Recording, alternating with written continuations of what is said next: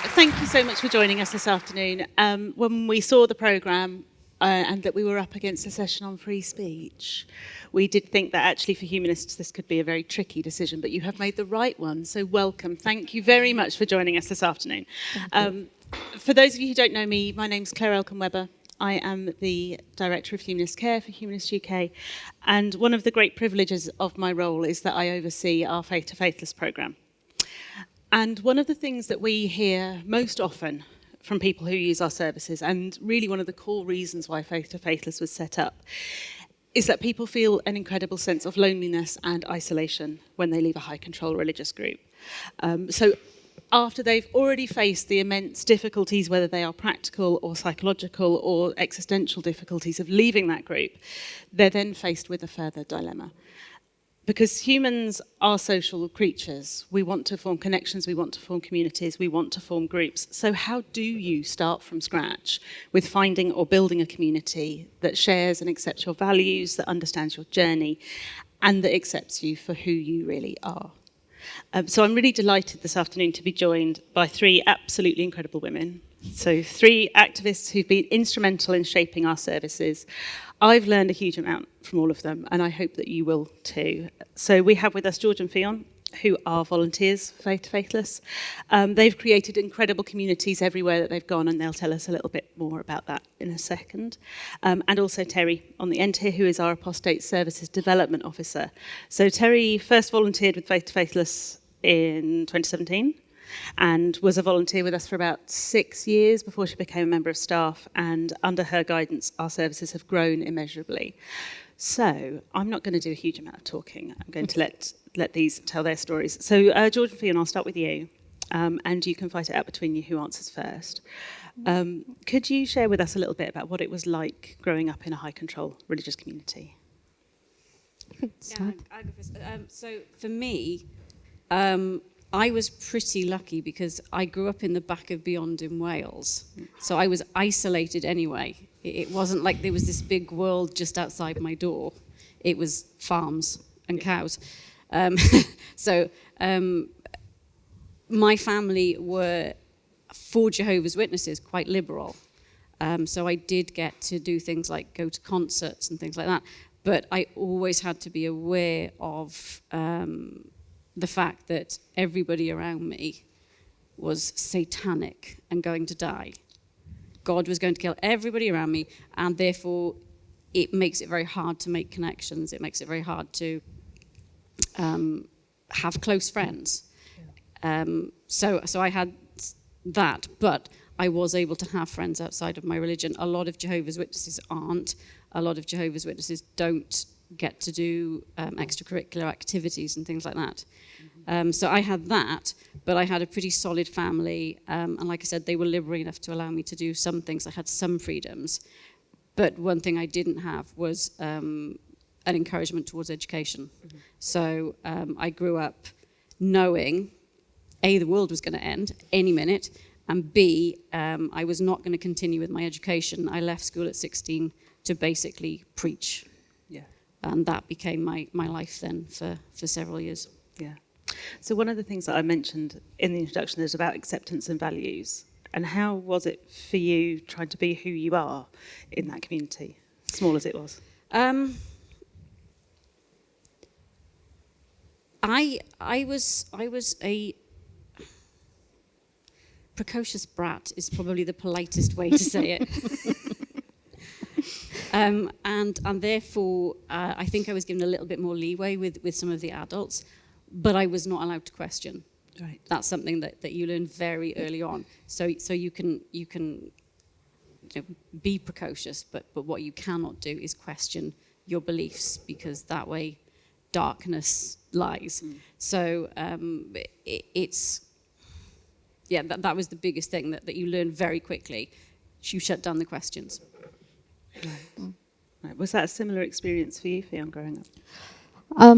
I was born and raised in the Middle East. So I think part of how I grew up there was that intertwine between the religion, the culture, and the government. You can't see where one starts and the other end. And I was a very curious child, so you can imagine the amount of trouble I was in. I always asked questions. I wanted to do the things they wanted me to do, but I wanted to know why.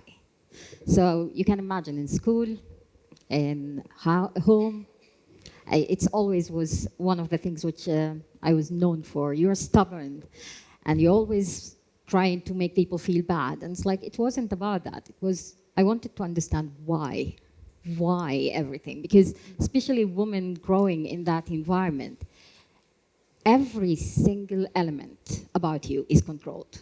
From your voice, the words you say, what you eat, who's your friend, everything, your right to be, exist. There is so much. And so you want to know why my brother is different than me.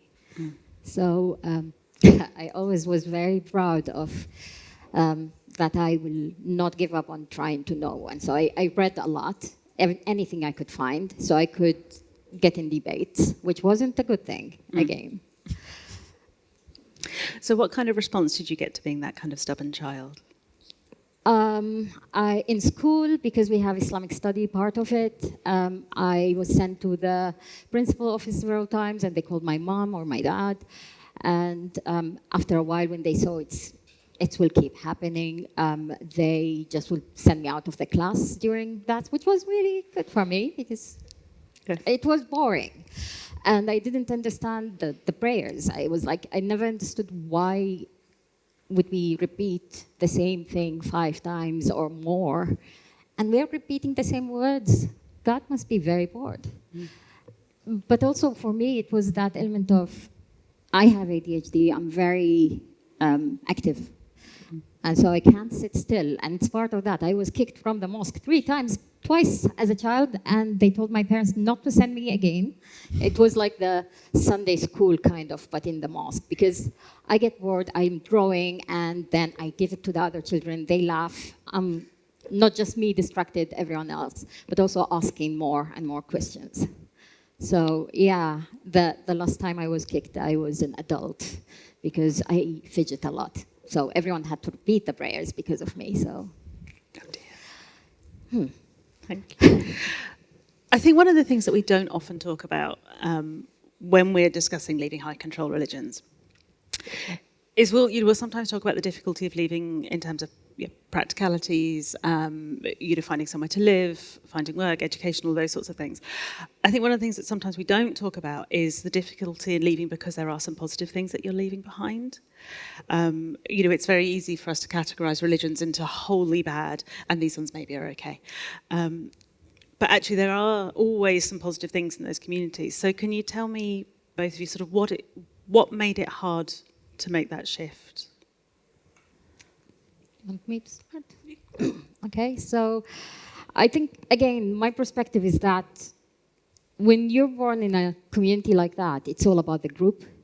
I always describe it as the 18th century here, where any action from a member of a family could paint the whole family in a negative way. So imagine if it's a woman, it's an honor thing, and it's the worst. And it doesn't matter if it's just a smile for the wrong person, or dressing something they don't accept, or eating something they don't.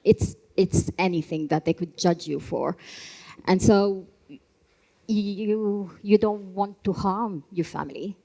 You know that the people around you is not bad. They love you, and all what they do, or it's out of them fearing for you. So it's not come from a malicious kind of place. And so you don't want to harm them. I stayed as long as I can because I thought I don't want to shame them. I don't want to hurt my family. And so that was a big thing. But also losing everyone. I grew up in a big family. I'm part of 12 children.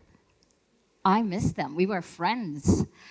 I miss a lot of my colleagues who I don't have anyone to reminisce with. And that's big. You don't realize it. But having someone who you could say, oh, do you remember when we were... I don't have that. Yeah. So, yeah. It's losing all of that. Terri, you wanted to say something? Yeah. Just like you were asking about, like, what are the positives that you're losing. I think I think probably everyone's aware that a religious community, tend to support each other in different ways. But it's like, I don't think people are always aware of how deep that support can look. So it can be oppressive, but it can be real support as well. Yeah. So it can be very practical things. So when my mum was a single mom and 4 children, and when we moved house, all the brothers and sisters from the congregation came round with paintbrushes and wallpaper and, and whatever, and all the bits that they had, and helped decorate the house, and the whole house got decorated in a day. And we were poor, and if somebody's kids in the congregation had grown out of their clothes, you were a bit smaller, those clothes came to you, and things like that. And that level of community, because we hear this from service users all the time. Yeah. So that level of community, you're just not going to find that again. As much as humanist communities want to create community and support each other, and maybe there's like a really close-knit group that will help each other out with a bit of decorating, maybe that can happen, but it's not realistic to suggest that the whole humanist community is going to be like that. It's not realistic. And so, yes, you do lose that. But the thing is, it's very much worth losing that, although that is, I'm not saying that's not a big thing, because it is a big thing and it is a big loss to lose it. And all the things that Ffion just mentioned, the family connections and all of that, and all the emotional depth that goes with that, it very much is worth losing it for your freedom. Yes. For you to be yourself.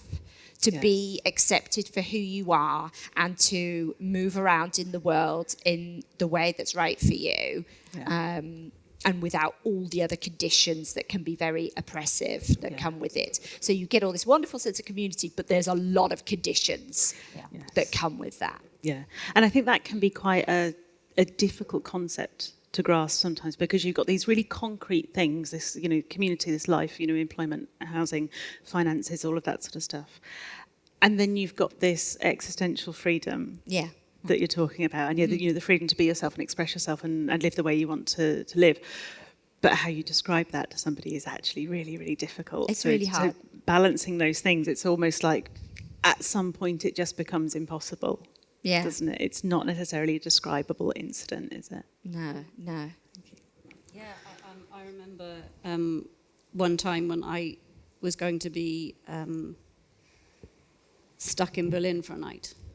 And I knew I could just get in touch with the local congregation of Jehovah's Witnesses and I'd have somewhere to stay. Yeah. So you really lose that. But I think one of the things also that happens when you do leave and you lose that community and you realise that all of that help and all of that support is gone like that just because you suddenly disagreed with them. So you have this real sense of, well, what did it mean? Yes. What did that community mean to us when you can turn your back on me so quickly? Yes. Mm-hmm. Conditional love. Mm. Yes. And it's horrible, because even your family, the closest people, you think they will accept you no matter what. Yeah. Yeah, and that's such a difficult thing to go through. I don't think we can ever underestimate how hard that process is. So I think that leads me to kind of my next question, really, which is, in light of how difficult that is and how big some of those tangible losses are, what are the barriers to building communities and forming communities for people once they've left a high-control religion?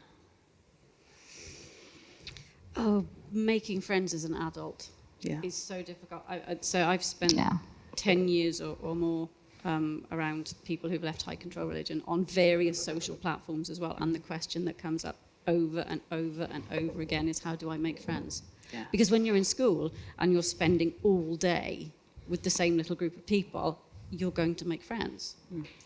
But when you start work, you're with different people, but you're doing something, you're not engaged in them in the same way.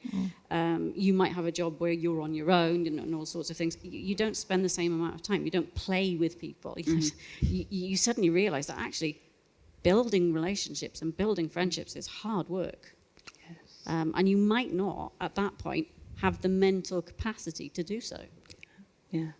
And what are the barriers, Terri, I think I want to come to you for this, in terms of organisationally creating communities, because that's something that you've done for a really long time.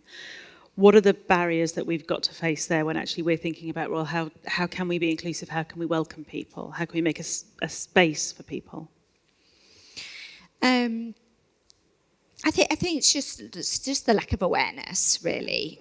So, you know, one of the big things that we do at Faith to Faithless is increasing awareness.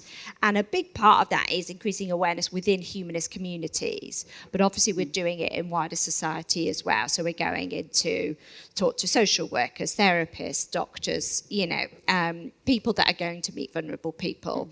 Because we get service users come to us all the time, and they just to access services or whatever, and maybe they've gone to their local GP to get support for mental health, for example, and that GP doesn't really understand what it's like to have left a religion. Or worse still, they do something thinking they're being helpful that ends up being harmful. Like they refer them to, they see this person has a Muslim name and they see the problem as a spiritual problem, and they refer them to a Muslim therapist or to the local imam.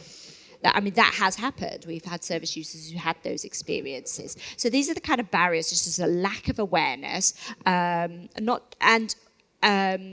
and also just people not really realising how difficult it is to leave a high control religion, as opposed to, oh, well, I was raised Catholic, or I was raised in Church of England, and I stopped, you know, I was taught about hellfire, and that was a bit tough, and I stopped going to church. And yes, I accept that there are difficulties with that, but it's really completely different when it's literally every aspect of your life is involved with religion. So it's just about, so what we're doing is trying to raise that awareness, not just in humanist community, but within wider society as well, so that service provision is better, and so that community groups can be more able to support. Can I add to that? Please I do. think one of the things from a personal point of view is that the language, we all come from religion which the only language around leaving or choosing to question a religion is very, very negative. And so even that you chose to leave, but even admitting that to yourself first, but then verbalizing it is really, really hard. But the second part of it is the fear. There is so many religions that either will shun you, it might be aggressive, it might be so many other things happen, and it's not just the loss, it's that element of safety for you, for your family. How safe is it to come out to anyone? So that's, I think, one of the most hard things for people to engage with the service. It's creating that safe space and ensuring that they know it's safe and protective. Yes. So all three of you have got great experience with forming these groups. So tell me a bit about how we create that safety. What is it that we do both as groups to make sure they're safe, but what are we doing for individuals when they come to groups to make sure that actually they feel safe to come and join us? Well, do you want to explain a little bit about the process of what we do at Faith to Faithless? Yes, So, when people come to us, there's a lot of anxiety. It might be the first time they've ever talked about the religion they were a part of. And because the religious community creates so much fear around apostasy, around questioning, around being an outsider and all of that, it can be a really anxiety-provoking situation to just reach out to somebody to say, I'm not sure that I believe that anymore. Or I've left and I'm experiencing these difficulties, and they're not really set on what it is they don't believe, and what they want to accept, what they want to leave. They might, they're still in a state of figuring it out for themselves, right? And so they're coming to us with all these anxieties, but also hope, and also, just really looking for some sense of community and validation for their experience. And so they come in, they fill a registration form, and then what we do is we'll have the safety chat. We call it the safety chat, and it's just an informal video conversation with a member of staff or a volunteer. there's a big training process on how to do it. And really it's just so that person feels safe, they can see who we are, they can ask us whatever questions they want to ask and find out if this is actually what they want to like use our services or not, if that's really going to be helpful for them. And it also is an opportunity for them sometimes to talk about what their experiences have been. Sometimes that will have been the first time ever. And what we're looking for is this person really who they say they are? Because unfortunately, we have had religious people try to access services in order to save souls. And obviously, we're also aware there are extremists in this country that believe that apostates should be harmed. So we're looking for that. And then we're also looking to see other ways, other risk kind of assessment to see if that person's, if our services are right for that person as well. Yeah. So when you tell people that we have this process in place, actually it really gives people a real sense of relief, especially for ex-Muslims, but also ex-Christians and ex-other groups as well.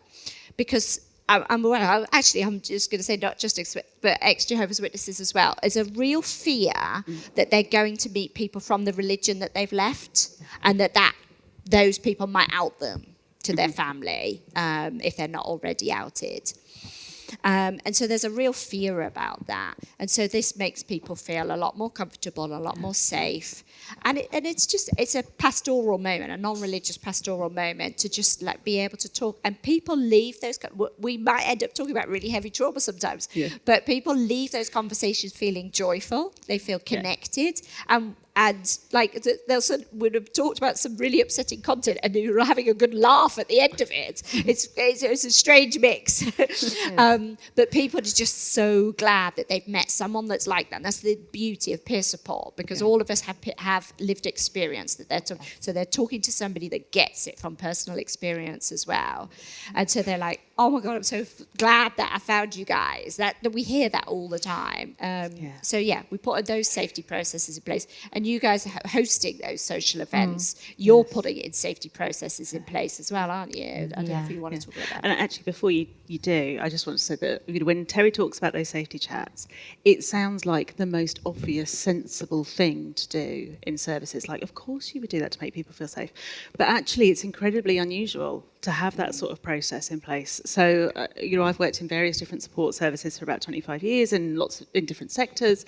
I've commissioned services, so I've been in touch with hundreds of different services, and none of them put that psychological safety in place in the same way that Terri and George and Ffion do in their communities. And it really can't be overstated how important that is, and what a difference it makes, and how unique it is, and how protective we are of that, because it is something that it's one of those things that sometimes people will look at and say, well, that takes a lot of time, doesn't it? It takes a lot of effort, and everybody's time costs money in some way, and there are ways that we can be more efficient. And actually, this is how we're more efficient. This is how our services are more effective. They're more impactful for people, and it is so, so important.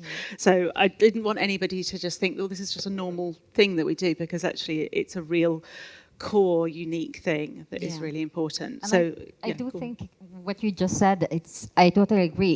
It's also part of the journey of the person, because exposing them immediately into a group, it's sometimes they're not prepared and it's overwhelming, but having that one-to-one conversation, building that, at least when they're coming, they know one person, It's that element as well that it's provide.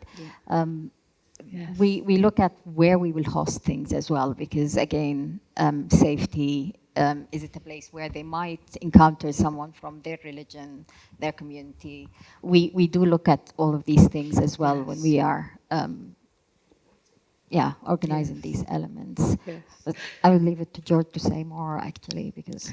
Yes, George, tell us a bit more, because you started the Sheffield social, didn't you? Yeah, so when they come to us for an in-person social, they have already spoken to Terri or a volunteer and done the safety chat. So they've been through that process.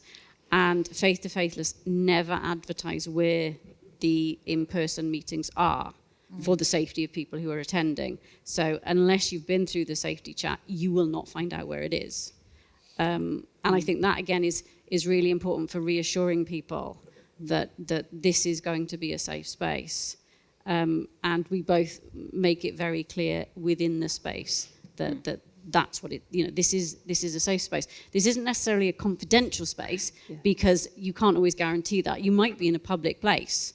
So you have to make people be aware, like, we can talk about whatever you need to talk about, but there are people around. We might be on our own completely on a table, but it might just be that, oh, it's a busy pub, there are people around. So we take all of that into consideration, and let the service users run run what they need. Like, do we all need to sit around and complain about something that's happened in the news, or has someone had a particular experience that they need to talk about, and everybody else can chip in? So, but within that space, after they've done all the safety talk. Something else just to add.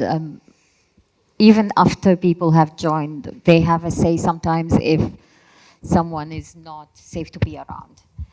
So we had that situation where we talked to the individual and asked them not to join after a while, because we had several conversations about the way they talk to people and engage on raising things, and so it became very uncomfortable for the group as well, and we had that conversation with them from a safeguarding and support point of view. So it's not just the end of that when people join as well. Yes, yeah. And also, as I understand it, people can kind of come and go from the socials as well. And when that was first explained to me, it felt like a really interesting juxtaposition to the communities that people have left. That so often people are coming to us from a community where you're either all in or you are absolutely out. And if you're out, then there's no contact, you can't go back again. That's it. The door is firmly closed. And it just feels so important that actually people can just come and go with us when they need. There's no expectation, they're not obliged to come to every single social, and if they don't turn up, then they're off the books and they don't get any more emails from us. Having that fluidity to actually explore at your own pace feels like a really important thing. And people join from different, I think, in different part of their journey as well. Yes. And that's the thing. It's where they see the need or what support they feel they want. And so, it's different from one person to the other. You might well get someone who comes along to see what it's like and is like, this is great, I'm glad this is here. And you won't hear from them again for months and months and months, but then something will happen in their life which triggers a need to go, oh, I hadn't realised I'm still dealing with this issue. And they can come back maybe for 2 or 3 sessions, and then they might, say, oh, I'm dealing with everything now. And I think that does really help, because this kind of trauma is often something that comes and goes depending on what is happening in your life. Yes. Yeah. I mean, we had just to highlight that it is very different for each person, what stage of the life. So I think a lot of people that don't know this background suspect that we're getting people that have left a few weeks ago from their religions. And we get that occasionally, but that's less common than somebody left quite a few years ago, actually. Yeah. And just to sort of highlight that, a recent service user left religion when he was in his 20s, now in his 50s, and caring for his elderly father is reaching the end of his life. So he's moved back in to care for his father. And he says he didn't really feel he needed support when he left the religion, because he just moved away, got on with life, set on his career and everything, and he felt fine. But now he feels he needs the support because he's sort of had what he says is a comfortable life, a secular life, a humanist life, and he feels like that was all fine, didn't really feel any difficulties. But now he's coming back into what he says is the religious community again, and having to navigate those conversations again, and it's bringing back all those kind of memories, and he just needed to be part of a group of people that understand that, because there's literally and he's got all these lovely, wonderful, non-religious humanist friends and everything like that, but there was no one going to understand some of the, like, the prayer that his dad just said, and how that made him feel, and you get to see you in heaven one day, and these kind of things, and all the other things that he was experiencing. So it just means something for him to just pop into our peer support sessions, which we have online every week, and that's really helping him just manage that situation in his life. Yeah. So we have that at all sorts of different stages of life that people come to us. Yeah. And I think the beauty of it is that there is no a framework. Yeah. People can come with any question. Sometimes it's as simple, like when you're raised into and indoctrinated, you don't know the extent of how much the religion is part of your day-to-day, of who you are. And it's like trying to separate the two and seeing, who am I out of this? And there's so many questions. Sometimes you don't know you want to know even about. And just by having this conversation, we realize, oh, actually, that was something I experienced as well. And so there is no one structure. There is no one way of doing it. There's no right or wrong. It's a space where you could genuinely discuss anything, and there is no judgment. There is no, everyone will be supportive and understanding and sharing their experience as well. So thinking, having just said that there's no right way of doing it, I'm now going to ask you what the right way of doing it is. Because I think one of the things that we quite often hear from local groups is, well, how can we make our community more supportive and more open to people who've left high control religions? Because, historically, a lot of our humanist groups are people who have identified as humanists for a really long time. They might not necessarily have had those sorts of experiences of high control religions, and we want to make them welcoming, and everybody wants to make them welcoming. So what advice would you give them? Yeah, that's good. I think we were discussing this earlier. So I give a lot of talks to local humanist groups. I travel around, and actually you do as well, don't you, George? And I always ask the question, do you have any members amongst yourselves that are people that would have left a high control religious group? And they'll say, yeah, maybe a couple, or quite often they'll say, I don't think we have anybody. And then I might get an email a couple of days later from somebody that sat in on the talk that I gave and said, that was my experience too. Yeah. And they've been a member of that group for several years, and they've not said that. And they're happily, a member of the group, and they're enjoying being part of that group and all the different things that go on. But they've not yet felt comfortable enough to say, this was my experience. I was raised in this evangelical Christian church, or I was raised in the Jehovah's Witnesses, or whatever their experience was. And so I guess my sort of advice to groups, I'm sure there's people here that are part of humanist groups, is to just have some awareness that there's probably more, in fact, everyone here, regardless of whether you're in a humanist group or not, there's probably more people in your life than you realise that have left a high control religion.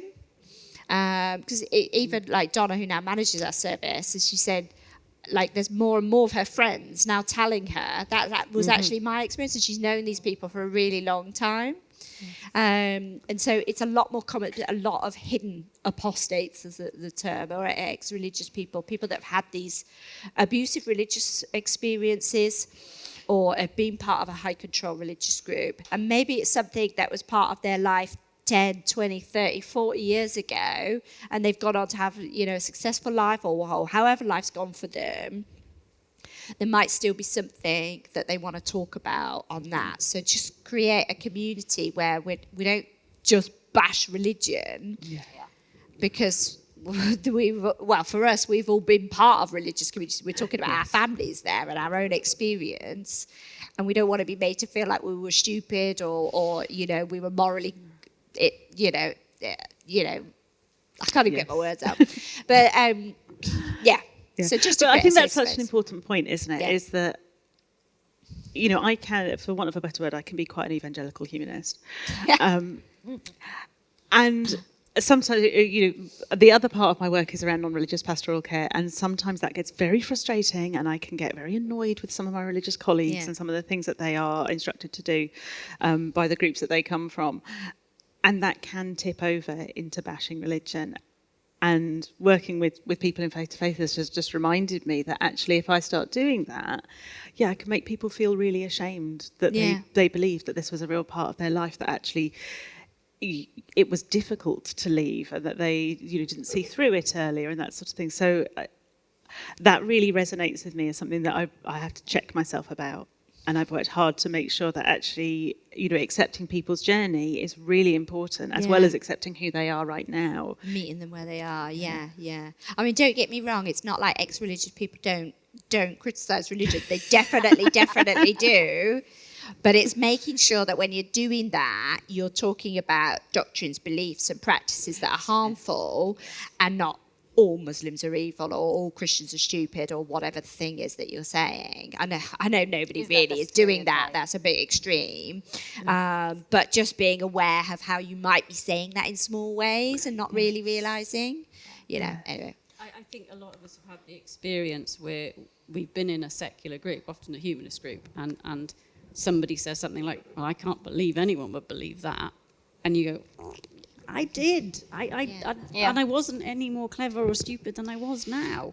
But that's going to make somebody else less likely to say, well, I did, and be able to validate their experience. Yes, yeah. And I think that's part of respectful spaces, isn't it? It's...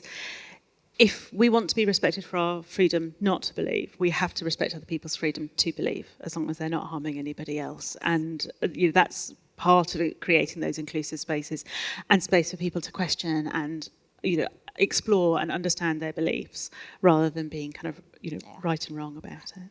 Can I add to the answer that you gave about what can we do as well as groups? I think Sheffield is one of the best examples. Sheffield have different groups who work and collaborate and connect with each other and share speakers. And so Skeptic in the Pub, we had the Humanists, we had Sunday Assembly. And so it was when we created the first Faith to Faithless group, it's linking with us, all these people, also connecting with the different groups, having that space where we could reach for more people who might not be part of the Humanist or part of the Faith to Faithless, but they will be interested and we could reach out to them as well. So that was really great way of reaching to a wider groups as well. Thank you so much. Good point, because a lot of ex-religious people, they might have left their religion before, but they might not. They might actually share humanist values now, or they don't. To us, it doesn't matter to us what they currently believe. I must state that. So our service users, some of our service users might still believe in God, might still have spiritual beliefs, might still feel they have a connection, relationship with Jesus, or whatever the thing is, and that's fine. They just need to have left to the high control religion. But what you were saying about the for humanist groups to mix with the other groups is because a lot of our service users have not really heard of what humanism is, and so they wouldn't reach out to a humanist group. They don't know what it is, right? It's just some strange philosophy that middle class people are involved in. But they will have heard of atheism. Every religious person has heard of atheism. So if there's a group called Atheist Something or Other, they might join that. Or if there's a secular group, they're going to know what secularism means. So they might join that, and they know what a pub is. So they might join Skeptics in the Pub. So all those kind of things, for an ex-religious person been raised in a very controlling religious community, those are the groups they're going to hear about before they hear about humanist groups. Yeah. So that's why I really agree with what you said. Yeah. It's really important to keep those relationships with other groups. Our latest talk in Sheffield, we met with someone from a feminist group, and they asked us to come and speak about the work as well, because they wanted to understand specifically how that affects women's lives as well. Right. So it could be...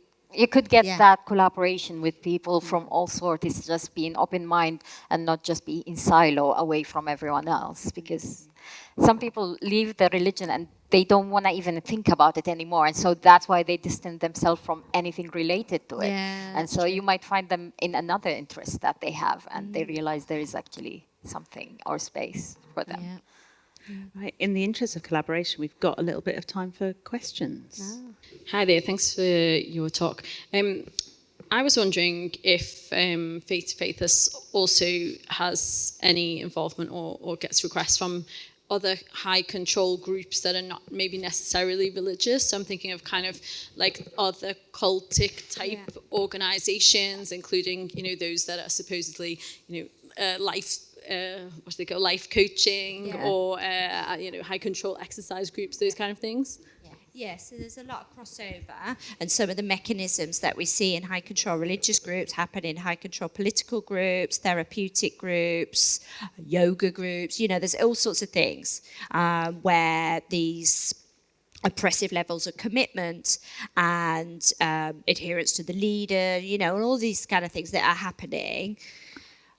Faithless, we do concentrate just on religious groups. We do have to draw a line somewhere. There's only so much we could do. We would really be, that would be way too much for us to be. But we are closely connected to other groups, other grassroots organisations, other charity groups who do focus on those groups as well. So we know how to refer people. So Faithless, a big part of what we do is signposting. Yeah. So we can connect. So we've got pretty good relationships with people that are doing support for those kind of groups. Yeah. Thank you. Hands right up in the air again so I can see. Nick. Right, I think, Nick, you were the quickest off the mark at that point. So you've got to be fast in this game.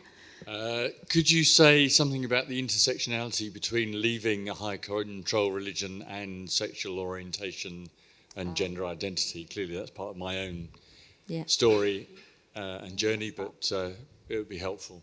Thank you. Thank you. Who would like that? Certainly in the groups that we are around, people from the LGBT community have a very high proportion. One of the reasons is if you grew up being told that some intrinsic part of yourself is wrong, I think you're more likely to then start questioning.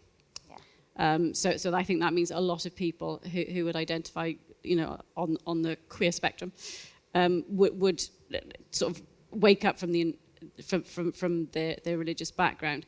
And I've done some personal work with therapists around sexuality.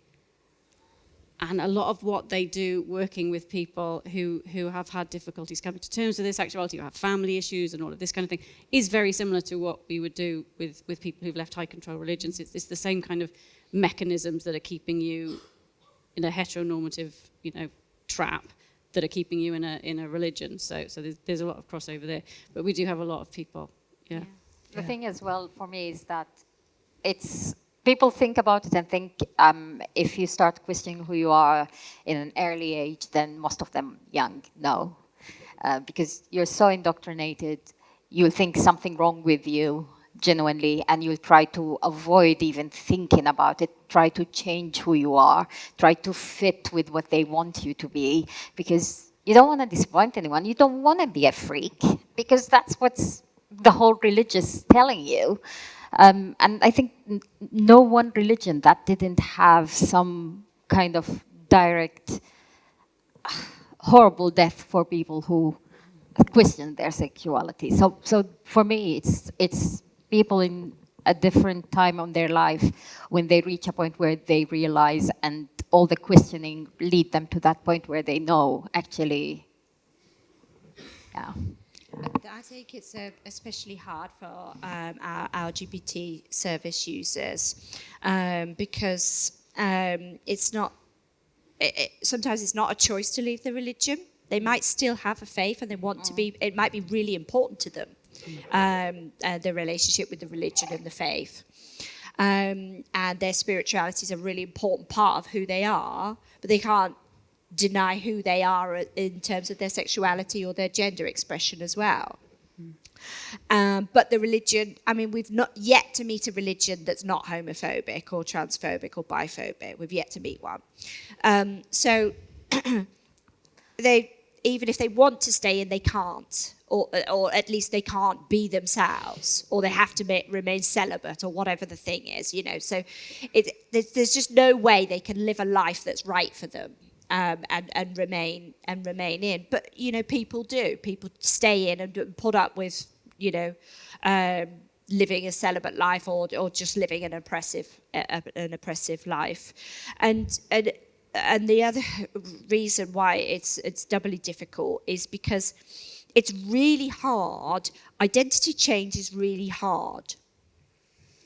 whatever that identity change is. But when it's the whole of your worldview, when it's religion, and when you've gone from being either a firm believer or a firm follower of a faith, and then you're like, I don't believe anymore, that's a really hard experience to go through, even though it's your own choice to do so, if it has been your own choice to do so.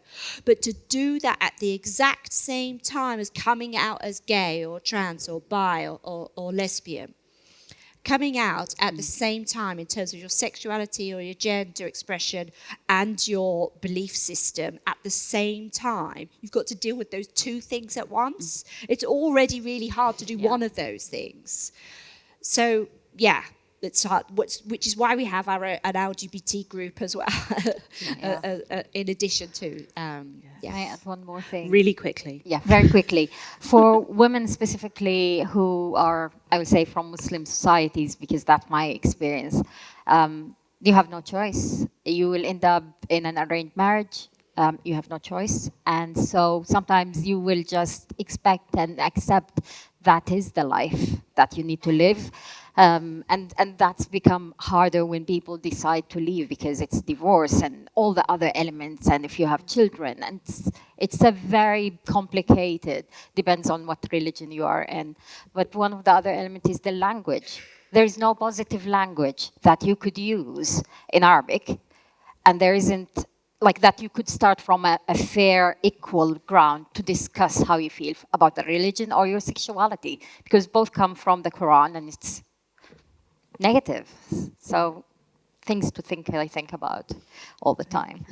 Thank you. So we are out of time. I'm really, really sorry. However, if you'd like to know more about Faith to Faithless and the work that we do, we've got a stall in the main octagon. Please come and talk to us. We are all very happy to chat endlessly about the work that Faith to Faithless does. It's brilliant. We're also having a conference in October.